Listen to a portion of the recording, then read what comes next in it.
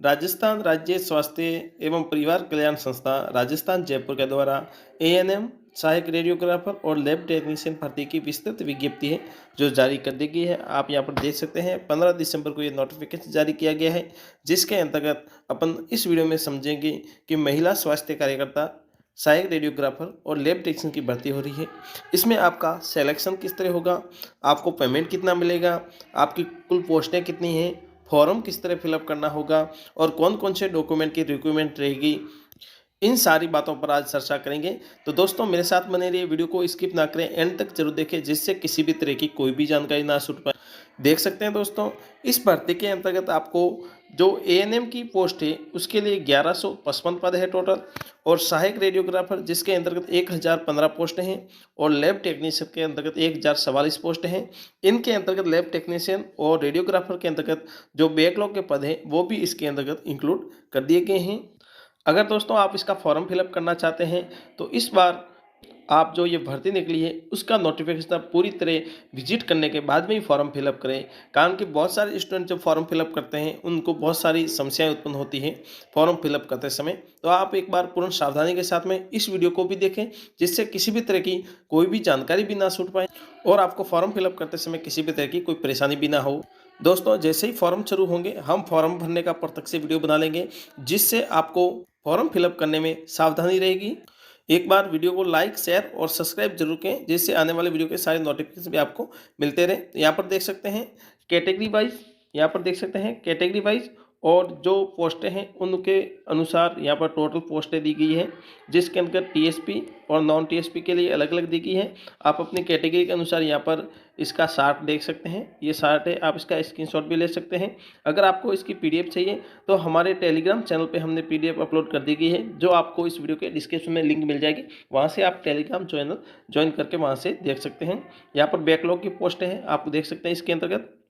अब यहाँ पर नोट आ चुका है कि जो विज्ञापित पोस्ट है उसके अंतर्गत आरक्षण का लाभ है विद्यार्थी को, जो स्टूडेंट फॉर्म फिलअप कर रहा है उसको ऑनलाइन माध्यम से फॉर्म फिलअप करना होगा, और जो अपनी कैटेगरी के अकॉर्डिंग होगा उसको निम्नानुसार राजस्थान सरकार द्वारा जितना भी जिस तरह का आरक्षण दिया जा रहा है वर्तमान भर्ती में वो सारा इसके अंदर भी इंक्लूडिंग है, आप देख सकते हैं। दूसरा पॉइंट दिया गया है राजस्थान राज्य के मूल निवासी होने से संबंधित आरक्षण के लाभ हेतु पात्रता हेतु निम्नानुसार पिता के नाम से जारी मूल निवास प्रमाण पत्र और विशेष मूल निवास प्रमाण पत्र अपलोड किया जाना अनिवार्य है। अगर आपको आरक्षण का लाभ लेना है तो आपको पिता के नाम से मूल निवास प्रमाण पत्र आपको अपलोड करना होगा। जो राजस्थान के अंतर्गत आने वाले स्टूडेंट है जो राजस्थान के मूल निवासी हैं उनको आरक्षण का लाभ दिया जाएगा। अगर आप टीएसपी का लाभ लेना चाहते हैं तो यहाँ पर देख सकते हैं अनुसूचित क्षेत्र के अभ्यर्थी से विवाह के माध्यम से संबंधित हैं तो वह बाद में अगर विवाह के बाद में वहाँ पर रहता है टीएसपी क्षेत्र के अंतर्गत तो उसको इसका लाभ है जो दिया जाएगा। और उसके बाद में यहाँ पर दिया गया है विधवा महिला के संबंध में दिया गया है कि उनको भी है जो आरक्षण है, आरक्षण था सारे तरह के लागू होते हैं। इसके अलावा यहाँ पर अन्य पिछड़ा वर्ग, अति पिछड़ा वर्ग और ईडब्ल्यूएस कैटेगरी के स्टूडेंट हैं वो भी आरक्षित पदों के पात्र हैं। और यहाँ पर देख सकते हैं महिला स्वास्थ्य कार्यकर्ता के अंतर्गत सभी कैटेगरी है उसके लिए 100% यानी ये महिलाओं के लिए पोस्ट है, इसके अंतर्गत है जो किसी भी तरह के पुरुष है जो आवेदन नहीं कर सकते। एएनएम की पोस्ट है इसके अंतर्गत सारे महिलाएं इसके लिए एलिजिबल है। और उसके बाद में जो दिया गया है सहायक रेडियोग्राफर और लैब टेक्नीशियन के पद हैं इसके लिए महिलाओं को 30% का आरक्षण है। उसके अलावा जो मेट के अंतर्गत आते हैं तो उनको जो निम्न आरक्षण दे है वो सारा इसके अंदर भी इंक्लूड रहेगा। आगे देखते हैं भर्ती की प्रक्रिया के संबंध, यहाँ पर आरक्षण से संबंधित बताया गया है तो आप देख सकते हैं, इसको विजिट भी कर सकते हैं। और उसके बाद में जो महिला यानी कि एएनएम है महिला स्वास्थ्य कार्यकर्ता उसके लिए न्यूनतम योग्यता के संबंध में यहाँ पर बात की गई है। तो जो एएनएम की पोस्ट है इसके लिए कम से कम आपकी 10th है, 10th स्टैंडर्ड कंप्लीट होनी चाहिए। उसके बाद में जो एएनएम का कोर्स होता है वो आपका कंप्लीट होना चाहिए, या फिर आपका हेल्थ वर्कर का है, उन दोनों में से एक कोर्स होना चाहिए। या तो आपके पास में एएनएम कोर्स होना चाहिए या फिर हेल्थ वर्कर का कोर्स होना चाहिए। उसके बाद में आपने जो एएनएम या हेल्थ वर्क का कोर्स किया है उसके अंतर्गत ये है जो राजस्थान काउंसलिंग नर्सिंग काउंसलिंग है इनसे रजिस्टर्ड है या रिकॉग्नाइज संस्था होनी चाहिए, और आपके पास में बी ग्रेड नर्स का डिप्लोमा होना चाहिए। और उसके बाद में ये दोस्तों थी एएनएम की भर्ती की जो योग्यता है उनके संबंध में। और यहाँ पर आपको देवनागरी लिपि का ज्ञान होना चाहिए, राजस्थान संस्कृति का ज्ञान होना चाहिए। और बताया गया है नोट के अंतर्गत यानी कि 10th के समकक्ष जो भी आपके पास में डिग्री है वो इसके लिए उसके समकक्ष होने चाहिए। उसके अलावा राजस्थान नर्सिंग काउंसिल जयपुर द्वारा पंजीयन क्रमांक लिखना अनिवार्य है। यानी कि आपके पास में जो आपका कोर्स है वो आरएनसी से सर्टिफाइड होना चाहिए, उसके नंबर भी आपके पास में होने चाहिए। अगर आपका आरएनसी का सर्टिफिकेट नहीं है तो आप इसके लिए एलिजिबल नहीं होंगे। अगर आप सहायक रेडियोग्राफर का आवेदन करना चाहते हैं तो उसके लिए न्यूनतम योग्यता है, यहाँ पर देख सकते हैं, सीनियर सेकेंडरी है इन साइंस, यानी आपको विज्ञान वर्ग में सीनियर सेकेंडरी होने चाहिए। उसके साथ में आपकी बायो या मैथमेटिक्स सब्जेक्ट है ये होना चाहिए। और आप देख सकते हैं आगे इक्वल विथ रेडियोग्राफर कोर्स, आपका रेडियोग्राफ का जो कोर्स होता है वो आपका कंप्लीट होना चाहिए, यानी कि स्टेट गवर्नमेंट के द्वारा कंप्लीट होना चाहिए। और आपका आप देख सकते हैं सेंट्रल गवर्नमेंट या स्टेट गवर्नमेंट या फिर राजस्थान पैरामेडिकल काउंसलिंग से सर्टिफाइड होना चाहिए। उसके बाद में registered in Rajasthan paramedical counselling के अंतर्गत आपका रजिस्ट्रेशन जो रिकॉग्नाइज संस्था है उनके द्वारा जो आपका रजिस्ट्रेशन है वो कंप्लीट होना चाहिए। और उसके बाद में आप देख सकते हैं यहाँ पर जो राजस्थानी और संस्कृति देवनागरी लिपि है इनका सारा ज्ञान आपको होना चाहिए। और 10th का अगर 12th का है तो 12th के अकॉर्डिंग जो भी अन्य आपके पास में डिप्लोमा है तो वो जो भी इसके लिए एलिजिबल है। लैब टेक्नीशियन के अंतर्गत आप देख सकते हैं, इसके अंतर्गत आपकी सीनियर सेकेंड इन साइंस है, बायो एंड मैथमेटिक्स। और उसके बाद में आपका डिप्लोमा इन लैब टेक्नीशियन का आपका डिप्लोमा है वो कंप्लीट होना चाहिए। स्टेट गवर्नमेंट है, सेंट्रल गवर्नमेंट है या राजस्थान पैरामेडिकल काउंसलिंग से। और फिर आपके बाद में registered in Rajasthan paramedical counselling Jaipur के द्वारा आपका रजिस्ट्रेशन होना चाहिए। अब आपके यहाँ पर वेतन की बात किया जाए तो आपको पेमेंट लेवल 8 पे रखा जाएगा, यानी कि आपको कुल वेतन है जो, यानी कि आपका लगभग 18,500 रुपये है जो परीक्षा काल में आपका पेमेंट है जो आपको दिया जाएगा। और उसके बाद में अगर गवर्नमेंट आपको परीक्षा काल कंप्लीट होने के बाद में आपको फिक्सेशन कंप्लीट कर देती है, स्थायीकरण करती है, तो उस समय जो भी भत्ता वगैरह है वो सारा इसके अंदर इंक्लूड रहेगा। और आपका एज कैलकुलेशन की यहाँ पर बात की जाए तो कम से कम आपकी 18 साल होनी चाहिए और मैक्सिमम 40 ईयर होनी चाहिए। उसके अलावा जो रीजनेबल कैटेगरी है उनके अंतर्गत छूट भी दिए हैं। और आपकी एज की गणना है वो 1 जनवरी 2023 से मानी जाएगी। यहाँ पर एज के अंतर्गत छूट भी दी गई है, तो आपके जो भी आपको एलिजिबल लगे आप उसका यूज कर सकते हैं। और उसके अलावा आगे देखते हैं यहाँ पर चयन प्रक्रिया है। ये दोस्तों बहुत बड़ी चीज़ है, इसको आपको ध्यानपूर्वक समझना होगा। आपका चयन कैसे होगा, आपका सिलेक्शन है जो कैसे होगा, इसके अंतर्गत बताया गया है कि आपका सिलेक्शन यहाँ पर देख सकते हैं कि शैक्षणिक योग्यता है, यानी कि एएनएम के लिए 10th और जो लैब टेक्नीशियन है रेडियोग्राफर है उनके लिए 12th है। उसके बाद में व्यावसायिक परीक्षा में प्राप्त अंक, यानी कि आपने जो डिप्लोमे किए हैं, एएनएम का डिप्लोमा है या लैब टेक्नीशियन का है और आपका रेडियोग्राफ का डिप्लोमा है, वो उन दोनों को मिलाया जाएगा। उसके बाद में आपको अनुभव के आधार पर है, आपने अगर कहीं काम किया है तो आपको अनुभव के आधार पर बोनस दिया जाएगा। इन तीनों को जोड़ने के बाद में जो टॉप पे वरीयता क्रम में आता है, जिनकी मेरिट में बढ़िया नंबर बनते हैं, तो वो स्टूडेंट इसके लिए फर्स्ट इनको पात्रता मिलेगी, यानी कि उनको वरीयता मिलेगी, यानी कि उनको मेरिट में है जो प्रथम स्थान मिल सकता है टॉप पर। तो यहाँ पर देखते हैं किस तरह का ये रहने वाला है।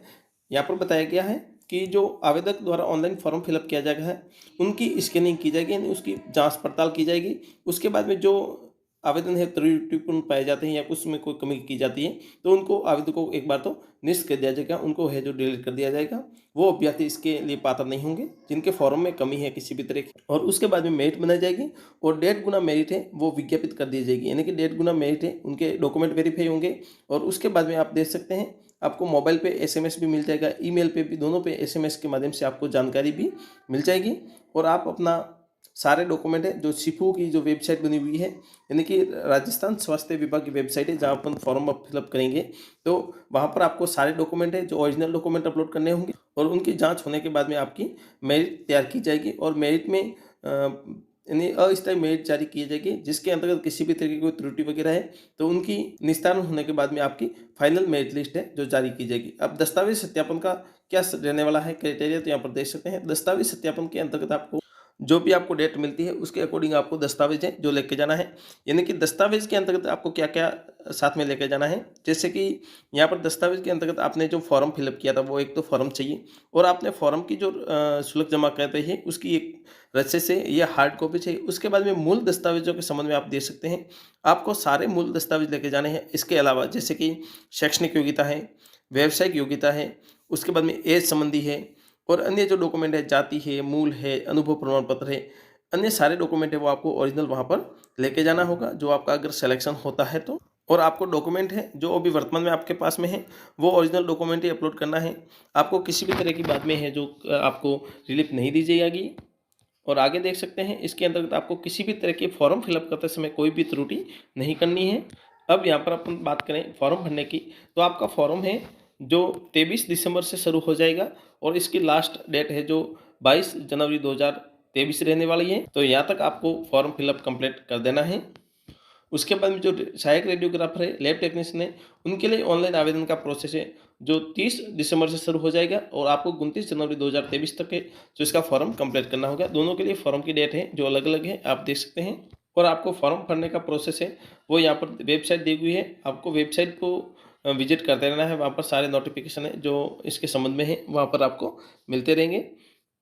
ऑनलाइन फॉर्म भरने का प्रोसेस है जैसे ही शुरू होगा हम प्रत्यक्ष से वीडियो बना लेंगे जिससे आपको फॉर्म भरने में सुविधा रहेगी। और दोस्तों एक ही मोबाइल नंबर से और एक ही आधार से एक ही फॉर्म फिलअप होगा, इसलिए आप किसी भी तरह की फॉर्म फिलअप करते समय गलती ना करें। और एक बार दोस्तों चैनल को सब्सक्राइब जरूर करें जिससे आने वाले वीडियो के सारे नोटिफिकेशन भी आपको मिलते रहे। आपको फॉर्म फिलअप करने के लिए राज्य स्वास्थ्य की साइट बनी हुई है और shifu.raj.com की साइट बनी हुई है, इन दोनों में से कहीं पर भी जाके आप फॉर्म फिलअप कर सकते हैं। और आपका फॉर्म कंप्लीट जब भी होगा जब आपको वहाँ पर एप्लीकेशन नंबर जनरेट हो जाएंगे और फिर आपको शुल्क कंप्लीट जमा करवानी पड़ेगी। डिडक्शन ऑनलाइन माध्यम से कर सकते हैं, debit card, credit card, net banking, आप जो भी आपके पास में सुविधा है उसके अकॉर्डिंग। और उसके बाद में टीएसपी और नॉन टीएसपी के लिए अलग अलग कैटेगरी दी गई है, आप अपना फॉर्म फिलअप करते समय उनको सेलेक्ट कर देना है जिस कैटेगरी के लिए आप अपना फॉर्म फिलअप कर सकते हैं। यहाँ पर डॉक्यूमेंट अपलोड कैसे करने हैं उसके संबंध में है। जैसे आपका फोटो है आप जेपीजी मोड से अपलोड कर सकते हैं और उसके बाद में आप अपना डॉक्यूमेंट है जो पीडीएफ में भी दर्ज कर सकते हैं। फोटो, हस्ताक्षर और डॉक्यूमेंट है सारे आपको ओरिजिनल नवीनतम अपलोड करना है। उसके बाद में आवेदन शुल्क है, जनरल कैटेगरी के लिए आप देख सकते हैं 500 रुपये है। फिर ईडब्ल्यूएस है या ओबीसी है, ईडब्ल्यूएस है, एमबीसी है, उनके लिए 350 रुपये हैं। उसके बाद में जो एससी, एसटी या विधवा वर्ग का पीएस कैंडिडेट आ जाते हैं तो उनके लिए 250 रुपये है। और टीएसपी कैटेगरी के स्टूडेंटों के लिए भी 250 रुपये का चार्ज है जो फॉर्म का। अब उसके बाद में अपन बात करें अनुभव के आधार पर आपको बोनस किस तरह दिया जाएगा, यानी कि बोनस के संबंध में आपको अगर बोनस लेना है तो यहाँ पर आपको इस जानकारी को समझना जरूरी है जिसके अंतर्गत बताया गया है। बोनस आपको उसी समय दिया जाएगा जो आपने फॉर्म फिलअप किया है उसके अकॉर्डिंग आपके पास में अनुभव होना चाहिए। और इसके अंतर्गत आपने काम कहाँ पर किया है तो यहाँ पर क्राइटेरिया देख सकते हैं। आपने जैसे संविदा पे काम किया है, व्यक्तिगत अनुबंध या अस्थायी आधार पर यूटीबी पर, यानी कि जो गवर्नमेंट से या जो रिकॉग्नाइज गवर्नमेंट से संस्था है उनके अंतर्गत अगर आपने काम किया है संविदा कार्य पर तो आपको है जो लाभ दिया जाएगा। अन्य जो कोई प्राइवेट संस्था में आपने काम किया है तो उनके लिए आपको इसके लिए एलिजिबल नहीं है, आपको बोनस नहीं दिया जाएगा। आपका अनुभव प्रमाण पत्र जो विज्ञप्ति जारी हुई है वहाँ से लगा करके आपने जो फॉर्म की लास्ट डेट है तब तक आपको अनुभव प्रमाण पत्र आपको जितने दिनों का मिलता है जैसा भी मिलता है वो आपको है जो आपके लिए एलिजिबल रहेगा। उसके बाद में आपको किसी भी तरह का अनुभव प्रमाण पत्र देने पे आपको रिलीफ नहीं दी जाएगी। यहाँ पर आपको अनुभव प्रमाण पत्र की गणना है, उसकी गणना जो ऑनलाइन फॉर्म शुरू होता है उससे पहले की डेट है वहाँ तक गिना जाएगा। आपने एक से ज़्यादा संस्था में काम किया है या अलग अलग तरह का आपका अनुभव है तो वो सारे डॉक्यूमेंट आप अपलोड कर सकते हैं।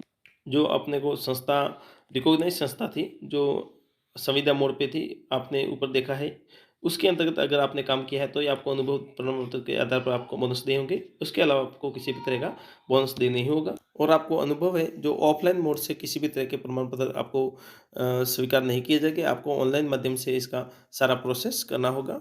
आपको एक बार इन सारे पॉइंटों को विजिट कर देना है और उसके बाद में ही फॉर्म फिलअप करना है। इस तरह दोस्तों ये भर्ती प्रक्रिया थी, आप देख सकते हैं। आपको इसके संबंध में किसी भी तरह का कोई क्वेश्चन है तो कमेंट बॉक्स में जरूर दें।